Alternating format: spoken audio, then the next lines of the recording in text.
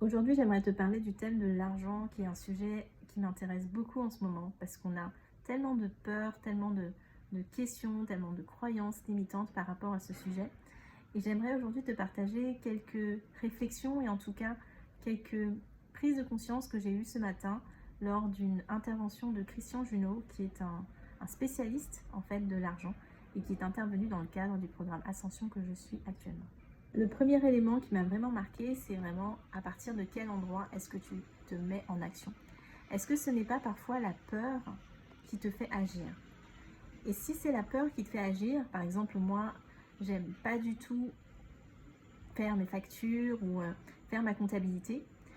Si c'est la peur qui te fait faire ça, la peur d'avoir, je sais pas, un contrôle URSSAF ou voilà, de pas être très très bien organisé côté administratif, eh bien forcément ton action elle va pas être très, elle va pas vibrer à la bonne dimension en fait.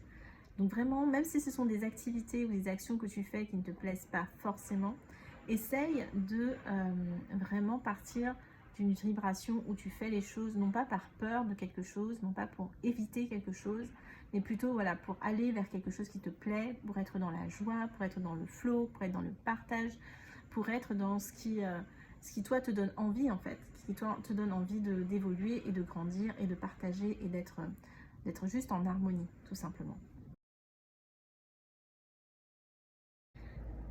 Le deuxième élément que je retiens, même si je le connaissais déjà un peu celui-là, c'est que beaucoup des croyances que nous avons sont liées à notre histoire et souvent à des croyances qu'on a intégrées par rapport à nos parents, par rapport à notre enfance.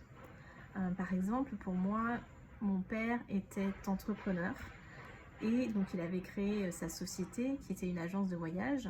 Auparavant, il avait été dirigeant dans une entreprise.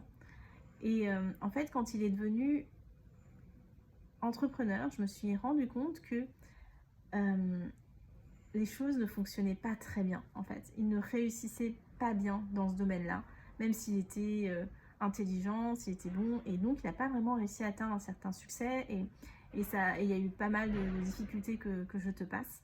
Mais en fait, je pense que j'ai intégré peut-être quelque part aussi que l'entrepreneuriat, en fait, c'est pas facile et ça ne marche pas. En fait, c'est peut-être pas le meilleur choix. Et donc, il y a des croyances, ça c'est un exemple hein, que je peux avoir intégré de mes parents, et toi aussi peut-être que tu as pu intégrer de l'histoire de tes parents, qui te freinent, qui t'empêchent de créer toi-même ta propre histoire et ton propre chemin, alors que c'est bien quelque chose de différent, ton histoire et celle de tes parents. Et enfin, un dernier élément vraiment intéressant aussi dont j'ai pris conscience, même si pareil j'en avais déjà un petit peu conscience avant, c'est vraiment l'importance de travailler sur ce thème de l'argent et combien il peut nous aider sur notre développement personnel. Parce que c'est vrai que par exemple quand on est entrepreneur et qu'on doit fixer un prix, eh bien cette valeur symbolique du prix, elle parle beaucoup parfois de nous en fait. Est-ce que ce prix est trop faible? Est-ce que ce prix est trop haut?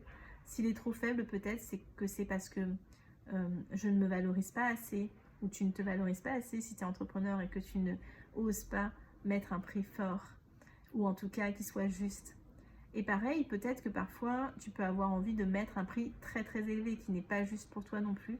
Et dans ce cas-là, effectivement, ce prix aussi, il dit de toi ton envie de prouver quelque chose peut-être, ou il n'est pas totalement juste non plus.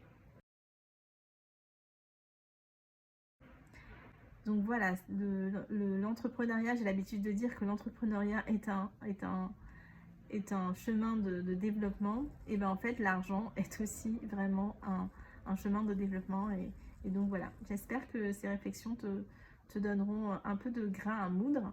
Et si tu as des questions, des remarques, n'hésite pas à m'envoyer un petit message.